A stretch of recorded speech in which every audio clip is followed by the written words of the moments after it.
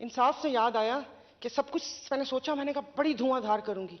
फिर मैंने सोचा, मैंने कहा मुझे तो कहा गया है कि सब्र करो।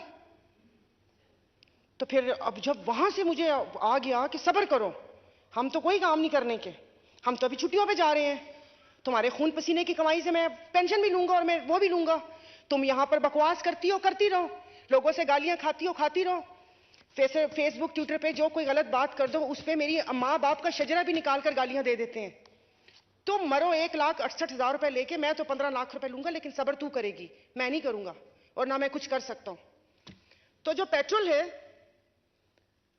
मतलब जो है आप V8 में डलवाते हैं वही कीमत, कोई रिक्शे में डलवाए वही कीमत। ये कोई समझ आने वाली बात है? ये कोई समझ में आने वाली बात है? जिसका डिफेंस में 1000 गज का बंगला है वो भी वही यूनिट दे, और जो गुलिस्तान जोहर राबिया सिटी के खोली में रहता है वो भी वही यूनिट दे।